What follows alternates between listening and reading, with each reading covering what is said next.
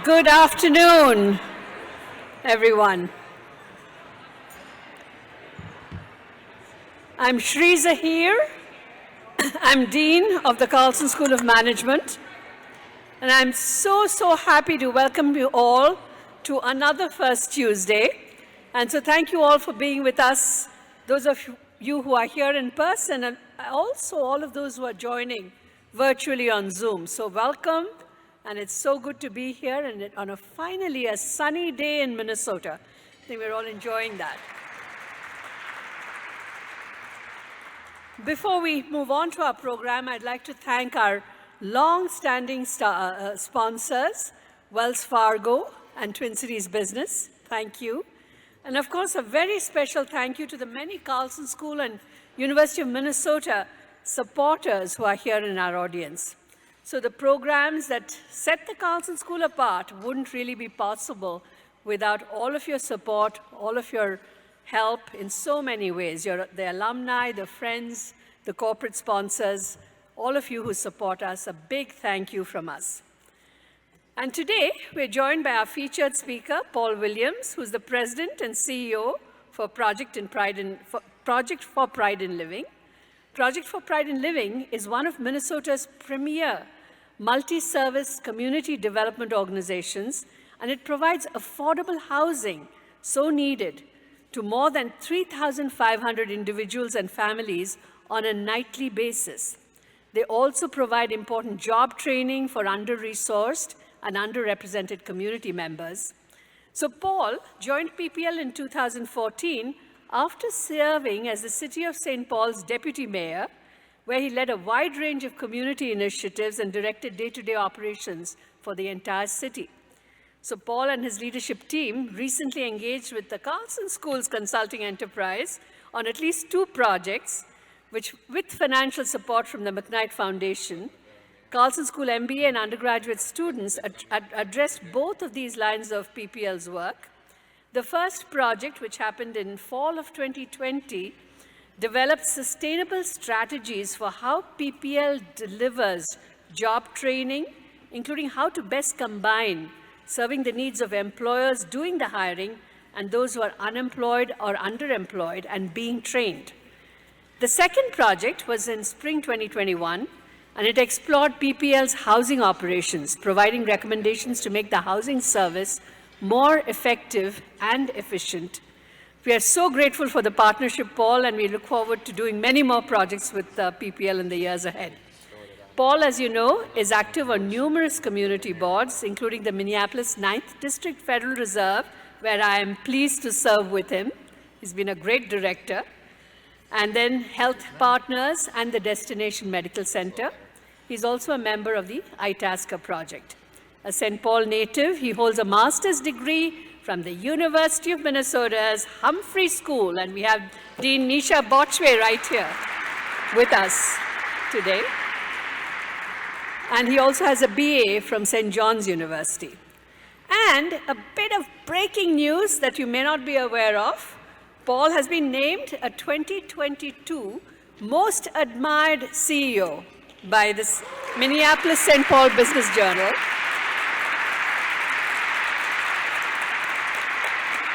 And that was just announced yesterday. So congratulations. So everyone, please welcome Paul.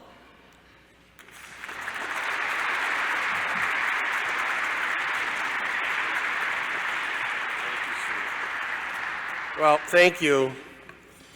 I have to go off script immediately, just to say, as I looked around at who is here today and who's come, I have board members in the room. I have friends, colleagues, mentors, longtime mentors. Ezell Jones, one of my longest mentors in this community, are here. So I said to a couple of folks, you all have heard everything I have to say for the last 35 years, but really thrilled to be here and to share a wide range of thoughts with all of you. Dean Zahir, thank you for the invitation. I truly appreciate that opportunity to share on this stage, on this platform, some of what we've been working on and thinking about at PPL. And I'm just so pleased to join everyone in person Yes, you can clap with the sun. It's been too long. I also do want to say, as Dean Zahir mentioned, just a huge thank you to the Carlson School students, both graduate and undergraduate, who have been part of our work for so many years, actually, at PPL. Really, it extends our impact in really profound ways, and so we're grateful for that partnership. And finally, I want to say thank you to this university, for which not just I, but 2 of my other siblings, 3 out of my 4 siblings, are graduates of the Humphrey School of Public Affairs.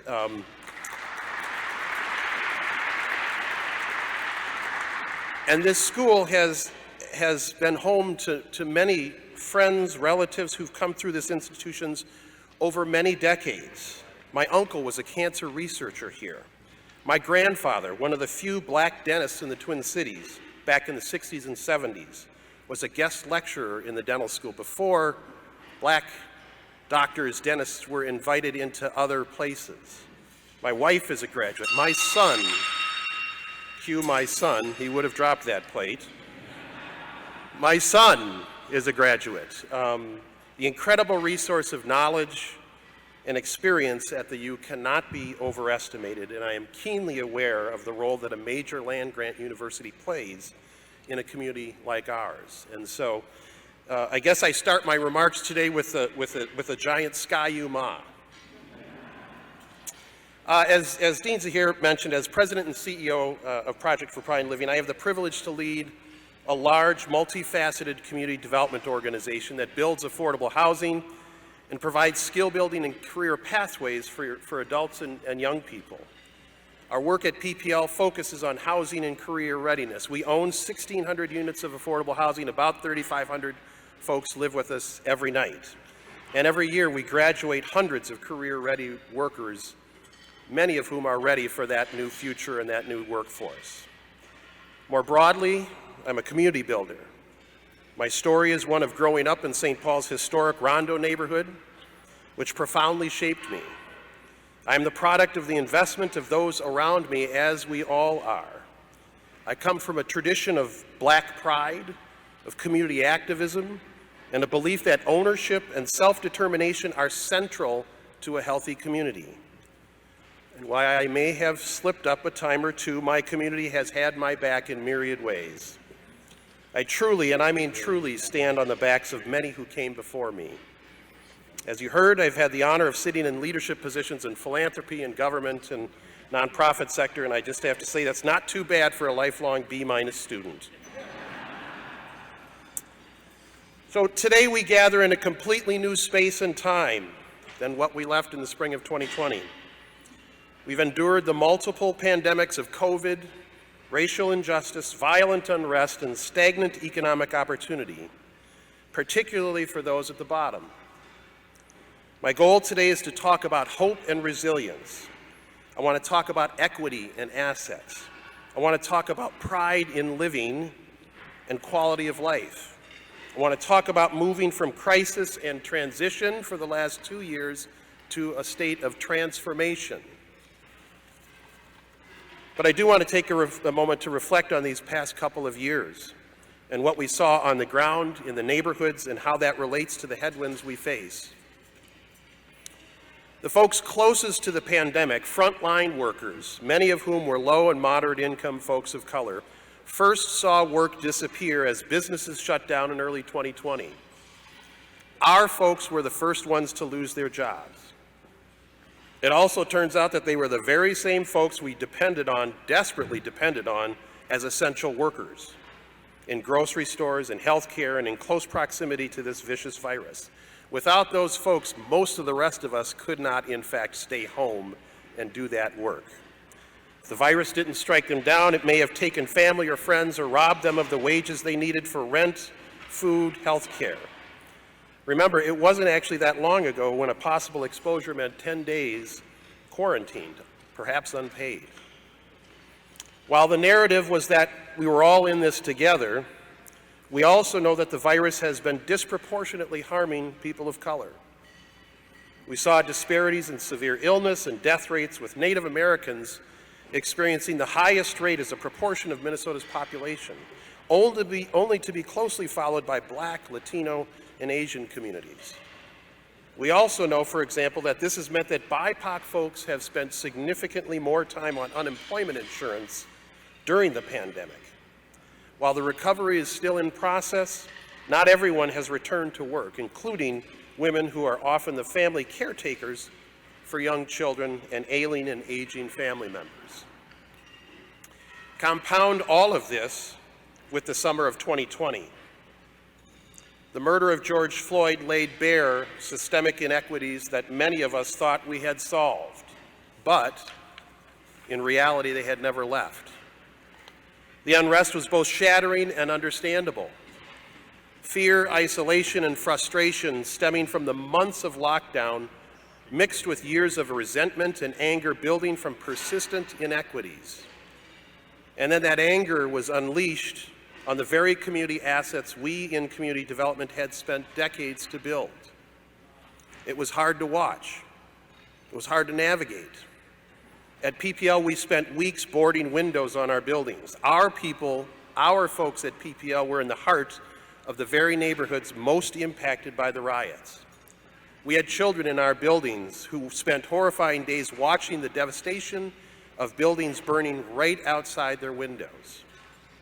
For myself personally, I watched my life's work on Lake Street, on University Avenue, in North Minneapolis, go up in flames, both real and virtual. So I asked myself, was this unexpected in my city, in this region? Unfortunately, I think it was simmering. All it needed was a spark. So when the smoke cleared, we saw the work that needed to be done. We adopted a phrase at PPL, you'll hear me mention this several times today. How we rebuild is as important as what we rebuild. Let me say it again. How we rebuild is as important as what we rebuild. At PPL, we have posited that the buildings burned because they were symbols of the broken system.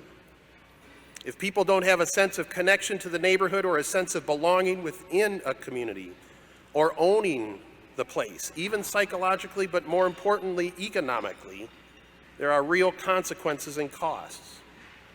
And I would argue that the physical costs, rebuilding buildings, putting new windows on, are only a fraction of the hidden costs we incur in our failure to engage and maximize the capacity of those very disenfranchised communities. The rebuilding effort needs to be connected to human capital investment and economic opportunities that build assets and wealth. It must also be intentional in building capacity within communities. By capacity, I mean the institutions, the capability, the resources, the muscle within a community to design and drive their own future.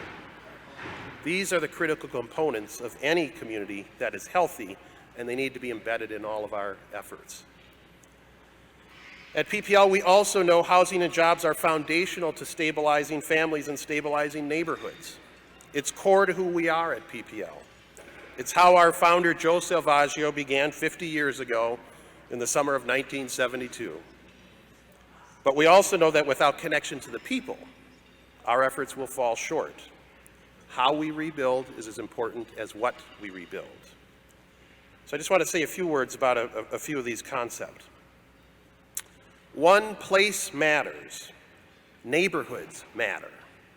We know what it feels like to be in a place that is vibrant, thriving, and safe, places that foster a good quality of life. This community is home to many such places. In many of our core city neighborhoods, however, we have failed to deliver that same sense of vibrancy and stability.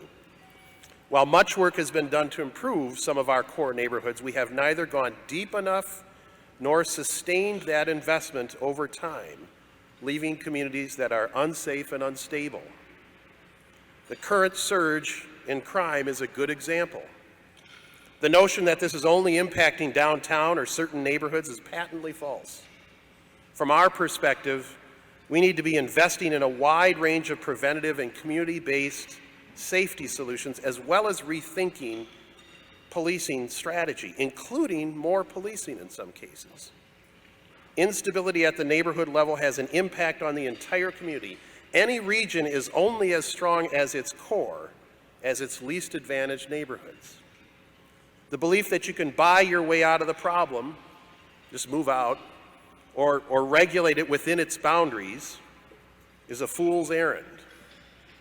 And well-intentioned efforts that create siloed programs without addressing the broader physical environment and its safety lead to poorer outcomes. We need to pay attention to the neighborhood, to the place, rebuilding it in a way that heals and connects our communities. The north side of Minneapolis or the east side of St. Paul, like the Bronx in New York or Overtown in Miami, ought to be places of opportunity rather than places of disconnection and disillusionment. Second, voice matters. We need to listen better before acting. Not act first and then wonder why we're not seeing the change we seek in education, in health outcomes, in housing, in business, home ownership. Some of our best work at PPL comes not from a particular skill training or program, but rather in helping folks rediscover their voice, their sense of self-agency, their confidence, their sense of pride in living. The summer of 2020 reinforced for me that the voices of the same people we've all been trying to help were ignored and lost. As a region and as a country, we've been walking on our communities, particularly communities of color, delivering what we think they need, in many cases with good intentions. Instead, we need to be walking alongside community, asking people what they want their future to look like and investing for the long run. That, I think, is the heart of racial equity. There's a saying in neighborhood development work: if it's about us but not with us, it's not for us.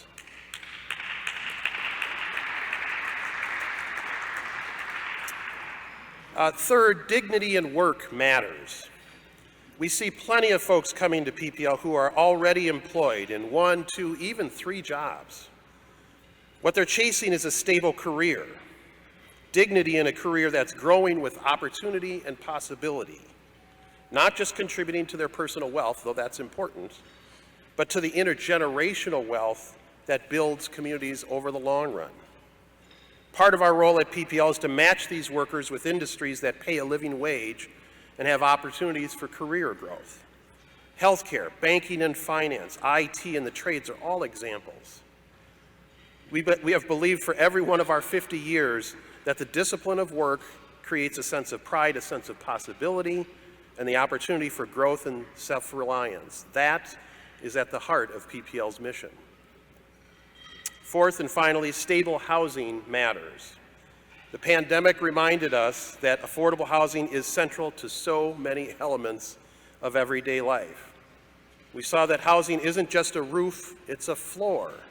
It's foundational. So what we saw in the last couple of years, that it turns out housing is healthcare.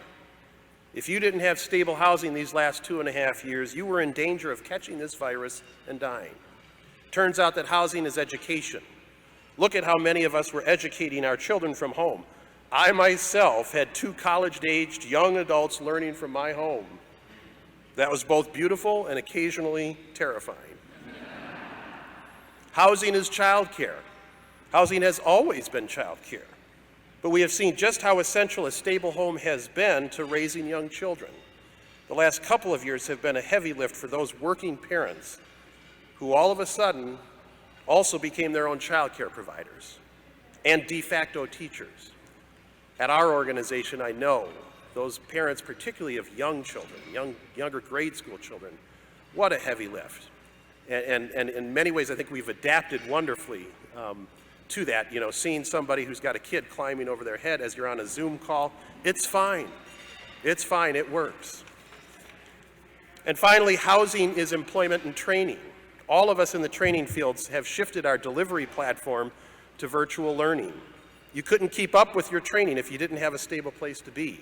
Spare bedroom, dining room, your kitchen table, or a basement.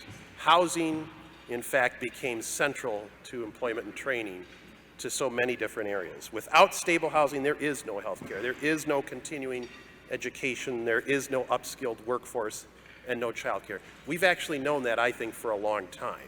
but the last couple of years certainly reinforced that. Minnesota has been experiencing an affordable housing shortage for decades, especially for those with extremely low incomes. Over 65% of these renters are cost burdened in their housing and would need an annual income of over $45,000 to afford fair market rent. 25% of all Minnesota households are cost burdened. 25% of all Minnesota households are cost burdened. That's an incredible figure. In Minnesota, this translates into the need for over 100,000 units of affordable housing to fill the gap between existing units and what families can afford to pay. That lack of affordable housing has a direct correlation to homelessness. The encampments we've seen in the last couple of years have not appeared by coincidence. Stable, affordable housing is both the preventive measure for homelessness and the answer to pervasive homelessness. So at PPL, we've learned some fundamental truths. We have seen that housing and job skills are two cornerstones of economic stability. For most of us in this room today, I think we very much take that for granted. It isn't just a danger of privilege, it's a symptom of complacency, because we forget that hope, assets, and self-reliance, three key words in PPL's mission, cannot be developed on the street. They need to start in the home. So I want to return to the topic of workforce for a moment and say a few more words about the dignity of work and talk about the business case for investing in our underemployed and disenfranchised communities. At PPL, we have worked for 30 years to connect the unemployed and the underemployed to the mainstream economy. As all of you know, we are in the midst of a growing workforce shortage. That shortage started before the pandemic. We knew at the end of 2019, pre-pandemic, that we were short 140,000 workers for the available jobs in the Twin Cities alone. We desperately need every Minnesotan right now working. We're hovering around 68% participation in the workforce. That's up, but it's not great, and it's not enough. Every employer in this room, me included, has scores of positions available right now, and we're clamoring for diverse applicants, any applicants really, but especially candidates from our diverse communities. I tell every one of our employment graduates, we desperately need you in this economy. And the numbers don't lie.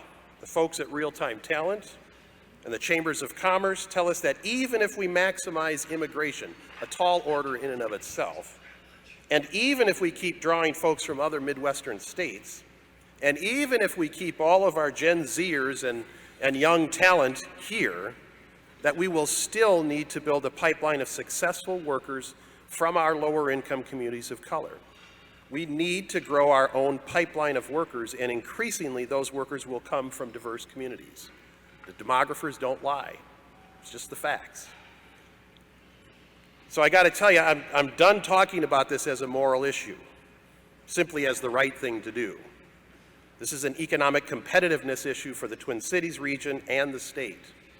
Workforce will be central to productivity, profitability, innovation, and expansion. So we know we need to be building a strong workforce with muscle that's prepared to carry us into the next era, with folks who will be working long after many of you and I will not be, folks whose jobs may look very different than ours do now. We can't ignore our lower income folks, our lower skilled folks, people who may be struggling with a variety of barriers. We need everybody, and we need to prepare them to be successful in a variety of industries. And we need jobs that offer dignity and career pathways. The pandemic and the Great Resignation may be the disruptive force, I was saying this to Sri at the table here a minute ago, that drives transformative change, to take real and meaningful action to engage everyone in our economy. And as all of you know, I think today's workforce is now woke, and they are thinking very differently. One of the conundrums facing our economy right now is the fact that lower income folks, in fact, seem to have more options. Our lower paid essential workers are being remarkably adept at deciphering their needs and opportunities in their decisions, just like everyone else in the economy is. The workforce shortage has created options for workers. We think that's not a bad thing. At the same time, we know we have critical vacancies in many essential industries, in the caring professions in particular, healthcare, education, long-term care, social work. We know that the hospitality industry still isn't at full strength. Yet we also know that remote work will continue, and the expansion of automation may take workers out of the economy. We're already seeing that in some areas of administrative help, for example. We have both workers losing jobs and jobs losing workers. Meanwhile, our offices aren't just empty from folks afraid to return to work. At PPL, I currently have openings from the executive level to career training specialist to building maintenance. So in case you know anyone, give them my card. At PPL, we're learning that the future of work is a focus not just on jobs, but on career. We're focused on skills and pathways that lead to career growth and cultural competence that is essential to success in the workplace. We also know that we need to help equip these workers with the soft skills, relationship management, teamwork, adaptability, core technological skills to work in many different environments. A word we've been using a lot in my office these days is reset. We have a chance to reset, thanks to all the events I've mentioned, to create a different era, and to me this time really does feel different. It feels as if we're in the middle of that transformation that I was talking about. So let me repeat, even in the workforce arena, how we rebuild is as important as what we rebuild. Fortunately, I think we do have the ability to transform. I believe that we have the resources, the chain of talent, and the will to reestablish our state's competitiveness. It's all right here. In fact, it's within our existing communities. We see stories of change and transformation every day at PPL, literally every day. There's a story of a young Mexican immigrant named Yanette. She came to Minneapolis with the hope of a stable career, only to lose her parents and be faced with caring for her 11-year-old sister. She just recently graduated from a PPL career readiness program and has started that career as an office specialist working for Hennepin County, full benefits, tuition reimbursement, decent living wage. Or the story of Naquita, living with housing instability and the violence in and around her neighborhood. She wanted to be the owner of her own home, her own assets, and her own future. She worked with PPL's financial coaches in our home ownership program, and today she is a homeowner, building wealth. And there's the story of James. He was overworked and underemployed as a custodian and a security guard, knowing he could do better to support his family. He found our employment training program for building technicians, and today he's not only a county maintenance engineer, he's relied on his new skills to rehab and resell dilapidated houses. So, how we rebuild is as important as what we rebuild. And we've seen stories of transformation across our neighborhoods as well. Out of the rubble on Lake Street, we've partnered with Wells Fargo to rebuild the site of their branch that was destroyed during the unrest in 2020. We engaged a community partner rooted in the neighborhood, the Cultural Wellness Center, to help area residents re-envision and reimagine what is possible at the site. As a result, we're rebuilding the Wells Fargo branch into an affordable housing development with a new bank location. We're creating spaces for local BIPOC businesses because local entrepreneurs wanted affordable spaces to buy and own, as well as the training and knowledge to establish and run their own businesses. If you don't engage with community in a different kind of conversation up front, you never hear that. And in the world of affordable housing, or development period, you can just go and do your project, get it done, minimize the time, minimize the square footage per square foot costs, and move on to the next deal. But when you engage with community, you hear differently, you see differently, and you end up building different kinds of projects that really have ownership and investment. So now we're creating connection and creating wealth, things that create bonds that in fact cannot be burned down. In the Native American community, PPL has partnered with the American Indian Community Development Corporation to build 1, 2, and now 3 wings of the Anishinaabe Housing Campus, a residential and supportive housing center for Native Americans experiencing homelessness, right across the street from the former encampment that was called the Wall of Forgotten Natives. Building the capacity, the strength of our Native partners has been central to that effort. These are capable, strategic organizations that can begin to address their community's needs from within. And we're seeing numerous other examples, including the incredible work of the Northside Achievement Zone, exciting new efforts to ramp up Black home ownership. In Brooklyn Center, we're partnering with a Black church to build housing with commercial spaces that create stability and community wealth. And just last week, we partnered with Minnesota's biggest banks in the opening of Minnesota's first Black-owned bank, First Independence Bank out of Detroit. Fantastic, fantastic effort.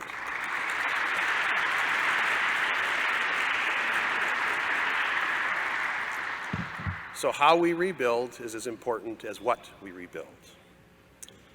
I truly believe that we know what works in this community. The bigger question is, do we have the will to take it to scale and invest in a sustainable way?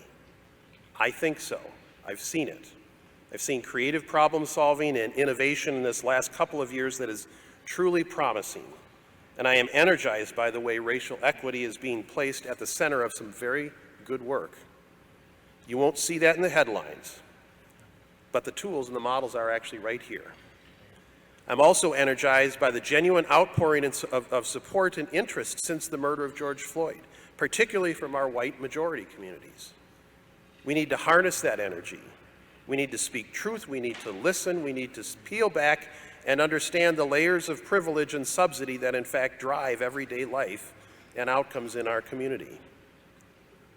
So the work of community building is not a nonprofit problem to solve alone. Trust me, I believe that. And it's not solely a public sector problem either. There is most certainly a role for business and the private sector in solving community problems, not out of a charity mindset, but with an investment mindset.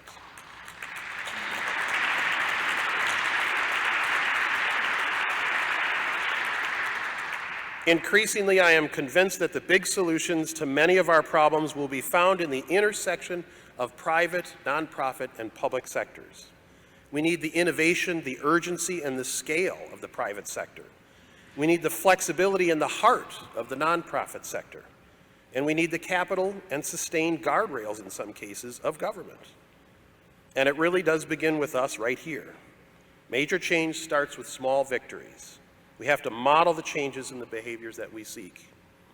So I would challenge all of us to ask ourselves this question: how do you show up as a partner with the community?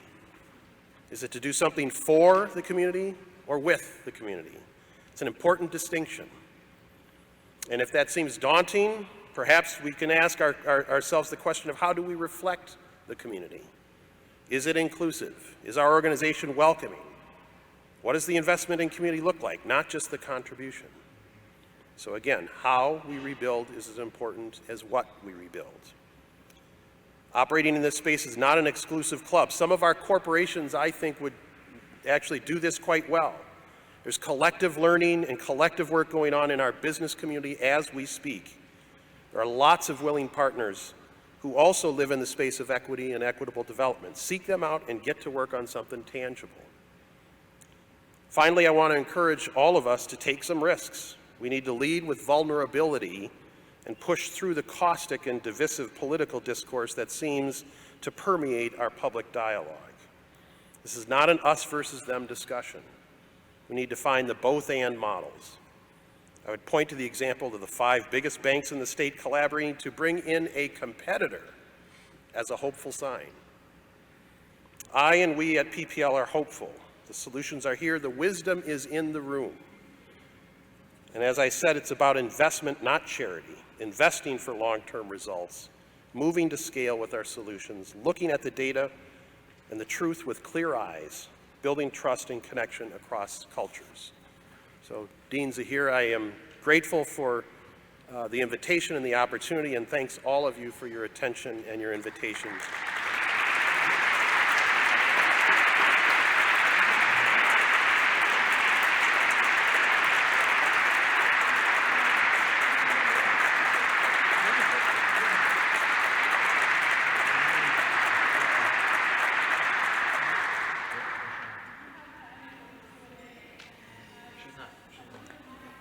Yes. Yes, yep. So we have some questions coming in from our virtual audience as well, Paul, but we're going to get started here in our in-person group first. Hi, Paul Williams, Mark Hughes. I knew you as deputy mayor, and it's an honor to see you today. So I your remember leadership you, Mark. continues. There's one word that was forgotten in your speech, and that's called compassion. You do this as an investment, but you also do it like we do every day with compassion. The question I have for you today is, obviously, before the coronavirus hit, we were running our businesses on different economics and different models and all this, that, and the other thing. And then all of a sudden, the economics changed and we all had to adjust. In a big operation like this, such as you have, how quick did you have to make that adjustment, and what did you do to get it? And also, how does rent control affect you in St. Paul now? Mark, you've got like 3 questions in there. You haven't changed. So just real quickly, the question about how did we pivot, and I think your question was how did we pivot as an organization, but also how do we pivot to the changing economics, right? So the pivot was like every organization in our community. My goodness, our property management. Again, when you got 1,600 units of housing, anybody in private housing, nonprofit housing, will tell you what a heavy lift it was. Our folks, by the way, were essential workers, right? Our property management, our maintenance folks, our resident services folks who are working with folks who already were struggling had to make that pivot. So the protocols around health, some of our property management leadership is here. Those pivots, like everybody, were just so quick. A lot of our direct service staff became IT professionals overnight, right? Because you had to help your students, your residents, your participants. Not only were we getting laptops out, but also are you connected, right? Working with Comcast and the other internet providers, how do we get you connected? In many cases, they needed more than just one laptop. If mom is doing work from home and you got 2 kids, you need more than one laptop, headphones, headsets. So there was a massive, and again, this is true across the community. And kudos, just corporations, corporate community stepped up in really profound ways, and the resources that flowed post-pandemic, post-George Floyd were significant. There's a significant concern out there about whether will we sustain that? And I think that's a big question. So the changing economics, the economics of housing did not change. We were losing money before, and we continue to lose money now in some ways. But costs have gone up dramatically. Operating costs of housing, period. So insurance, security, utilities, all kind of have gone through the roof. So if anything, there's an increased pressure from the economics of housing that is present now that is impacting the amount of gap financing that we have to go find. It's putting pressure on, as interest rates rise and as inflation rises, the supply chain issues hit our housing and our repair work, for example, in significant ways. So a lot of challenges in the economics of housing. And the final piece I'll just say in terms of the changing economy, the future of work, as my VP of Career Readiness, Antonio Cardona, the future of work is now, actually, and thinking about what does that transformation look like? What is the future of work for lower and moderately skilled folks? That's a big question, I think, facing the employment and training agency. So I hope I answered 1 or 2 of your 3 questions, Mark. Good to see you. All right, we're waiting for a question, I think, to get figured out here online. Does anyone, we've got one over here. Sorry.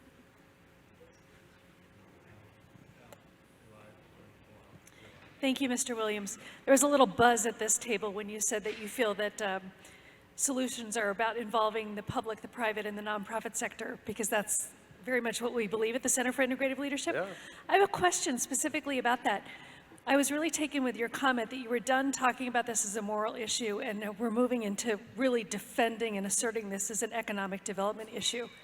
In that shift, what kinds of changes have you seen in terms of who's ready to get on board with you or maybe who's stepping aside? Yeah, it's a great question. Well, first of all, I think employers are getting on board just because they're desperate.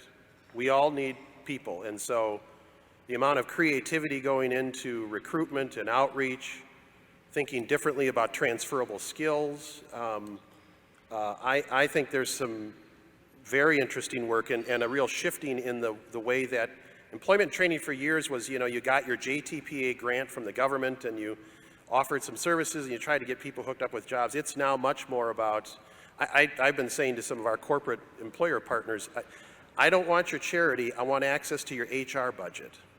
And more employers are saying absolutely, absolutely, because again, we desperately need those workers. So the examples are out there. You know, again, the work around the First Independence Bank is a good example of kind of corporate partnership. I think Itasca and many other business organizations have been hunting around these solutions for some time. I think the nonprofit sector often isn't looked to. Again, what I said about the nonprofit sector is there's actually great flexibility and great heart in the nonprofit sector and creativity. We can do things that government can't. We can move a lot faster than government can. We can even move faster sometimes than the corporate sector can. The problem is scale. And what is important with I think the corporate sector in particular looking forward is the ability to scale up, to move quickly, to invest in research and development, and nope, that's not going to work, and let's move on. And so I think that the three sectors bring different pieces to that. I think we're seeing some of that. I think we're also still stuck, though, in some profound ways. All right, Kate, you want to? Yes, Amy, we've got a question from one of our virtual viewers. Paul, have you ever had a productive partnership with local government, one that you've been involved in? And what more would you like to see mayors and city councils do? Well, I dodged the rent control question from Mark earlier.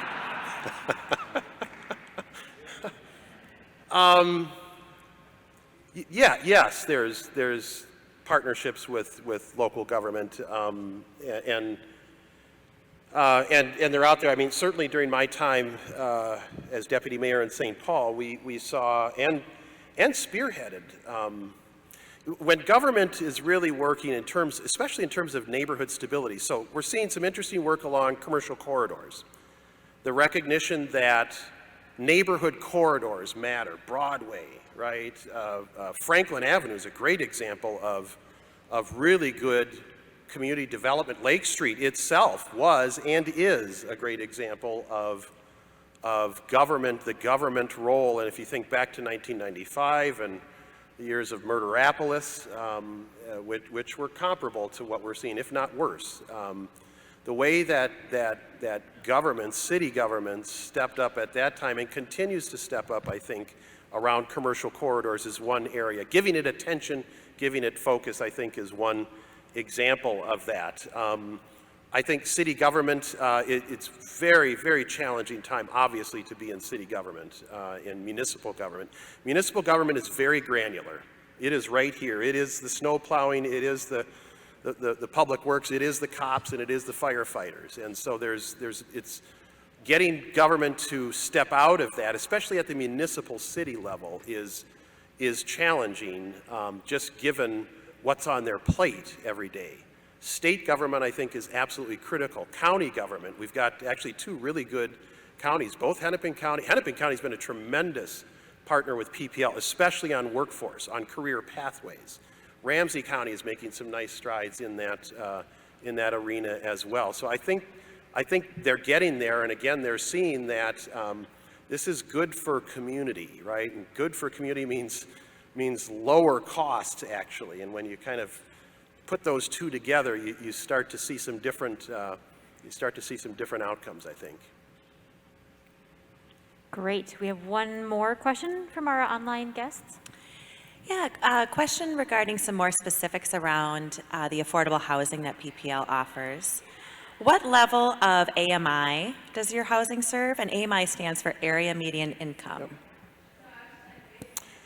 So within that 1,600 units of housing, about half of PPL's housing is what's called supportive housing. Housing that really works with the folks who are the lowest income. We coordinate with the counties who are looking at the shelter population and who's coming out of the shelter. It's a very, very coordinated system. And how do we, so PPL has 5 units, Common Bond has 4, and there's 3 over here. And so it's a coordinated assignment of those very low income families with a lot of issues coming out of the shelter system. And then we provide the supportive services for those families. The other half of PPL's housing is what we call workforce housing. These are 60% of median income, 50 or 60% of median income, which is because it's public funding, we need to kind of, that's the top upper level that we can go to. So for a family of 4, that's about $45,000 a year. So these are worker bees, right? They're one slip, one challenge away from falling back into some real difficulty. But that workforce housing, folks, don't necessarily use our services in that housing. They're saying, I just need a stable place to be. I can handle the rest of it on my own, actually. And in some cases we have a mix of those two, but it's about half of our housing is supportive, about half is workforce. And the supportive housing is going to be for folks at 30% of median income and below. So really often it's people who are on government assistance of one kind or another. Yeah, John. Hey, Paul. Thanks for being here, and also thanks for everything you've done for the community in all your roles. So I'm a complete believer in the collaboration you talk about, the 3 legs of the stool. Absolutely believe you. One of my biggest frustrations over the years was the lack of that collaboration. So in your experience, what's that tool? What's that convener? What's that normal thing that actually causes collaboration to happen? It's a great question, John. To me, I think there's something, shared self-interest. Identifying self-interest of everyone involved, I think is, in my experience, is one thing that helps collaboration kind of move. Identifying kind of that shared goal. I think of the work of NAS, Northside Achievement Zone, over on the north side, Sandra Samuels, and a collaborative model of many. PPL actually provides housing and career readiness connections for NAS families. And Washburn is doing, social emotional support. So you've got a lot of folks collaborating, but there's a shared goal there. And Sandra and NAS are also very clear about promoting and supporting the partners. It's not just about NAS. Although I hear they had a fantastic event this last weekend, and I'm dying to know how much they raised. But I think that has something to do with it. Collaboration is also expensive, and I think in many cases we actually shouldn't collaborate. I think of the nonprofit developers, Common Bond, Aon, PPL, Beacon, Twin Cities Housing Development Corporation, really good organizations. Yes, we collaborate, but we also, there's some competition there that I think keeps us all healthy and keeps us all sharp. Although again, we do collaborate on a number of policy matters and so forth. But where it does make sense, I think just clarity, accountability, collaboration is expensive actually. And are we investing in the facilitation and kind of support within the collaborative that really kind of generates follow through? Because so many of these things fall through because of a lack of follow through and not really crossing the T's and dotting the I's. It's a great question. All right, we have time for one more question. Does anyone in the audience? Oh, yep.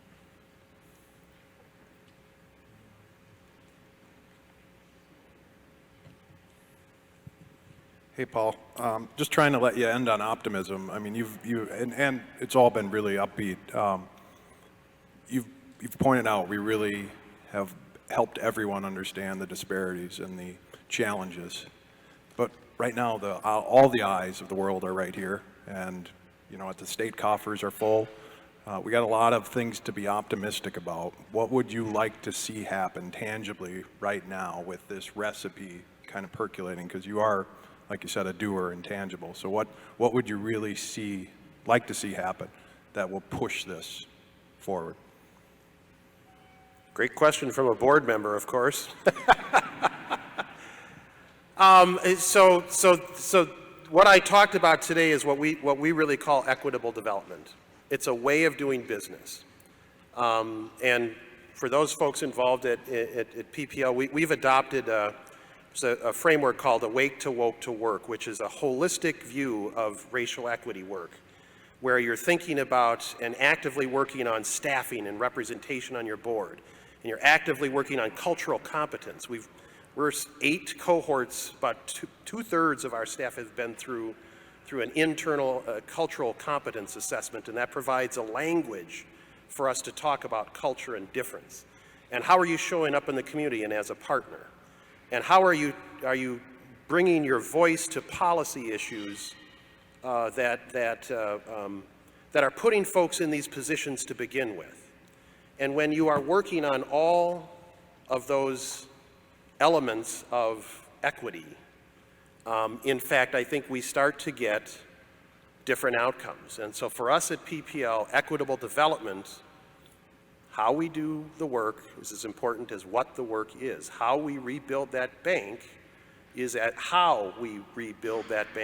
important as what the actual building looks like.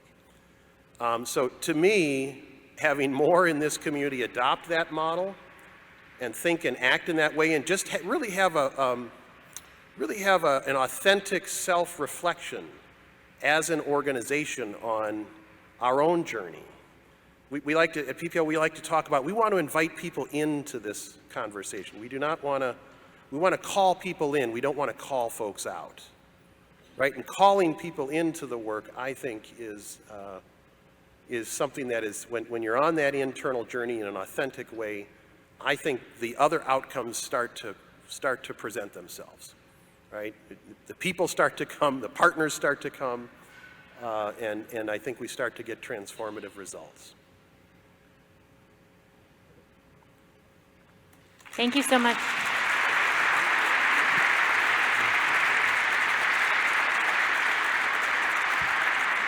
Thank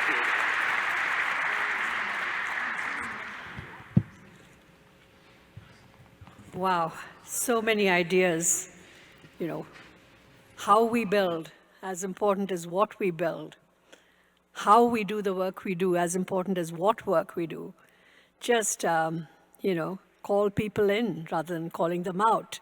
I will be, ruminating on all this for a long time, Paul. So thank you so much. I think this was very, very important for all of us to hear. And I have to say that our students in the school have gained so much with working with PPL. It's been just a joy to see our students develop, their eyes open to the world through the work that they do with Project for Pride in Living and other NGOs, nonprofits around the state. So this has been a great partnership, and as I said, we look forward to more. And thank you all, everyone, for joining us today, both here in person and those of you who are joining virtually from all over. And, we hope you can join us again in June, where we'll be joined by Marsha Page, who's the founder and CEO of Empowered Capital. And she is actually very involved in trying to, fund women-led, ventures. So she's very much engaged also in the work that we all need to do around diversity and equity and inclusion. And she's also a co-executive chair of Varde Partners, which is a $14 billion global alternative investment firm. And she's an alum and a board member of ours. So Marsha is a powerhouse, and it's sure to be a wonderful event as well. So I hope you can all make it to that one too. And thank you again, Paul. And I hope the rest of you all of you have a terrific rest of the day and enjoy the sun a bit. Thank you.